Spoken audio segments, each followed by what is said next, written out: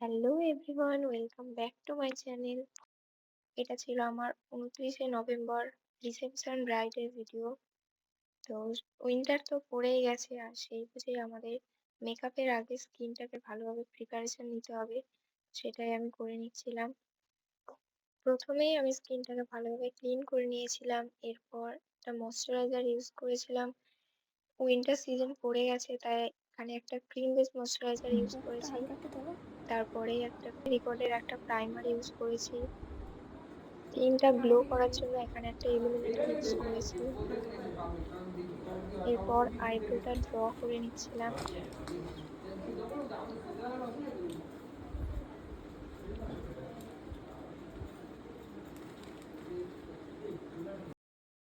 দেখতেই পাচ্ছ কতটা পিগমেন্টেশন ডার্ক স্পট আছে, তো সেগুলো কভার করার জন্য এখানে ফরএভার 52 র একটা এইচডি প্যালেট থেকে কারেক্টর ইউজ করেছি।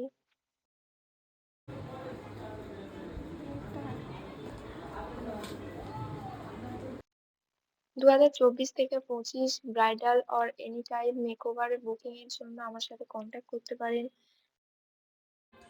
অল্প করে নিয়ে থেকে ছেড়ে দিই। আমার কাজ ভালো লাগলে অবশ্যই আমার সাথে কন্ট্যাক্ট হয়েছে? করবেন।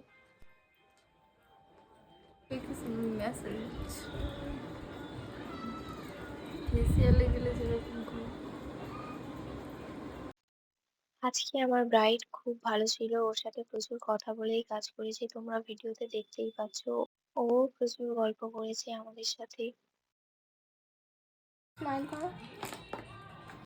পুরো বেস মেকআপ কমপ্লিট হওয়ার পরে এখানে আই ম্যাজিকের একটা ব্লাশ ইউজ করে নিচ্ছি।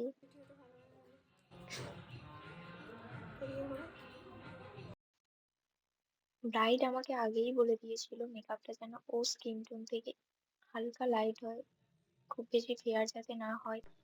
তো আমি সেরকম মেকআপ করারই চেষ্টা করেছি। কি অবস্থা করবে?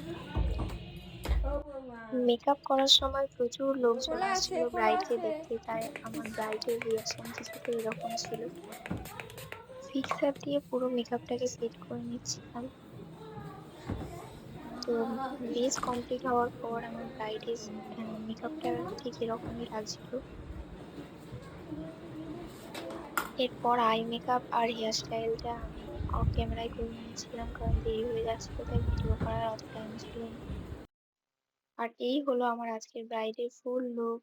মেকআপ আর ভিডিওটি কেমন লেগেছে সবাই একটা লাইক আর কমেন্ট করে অবশ্যই জানাবেন।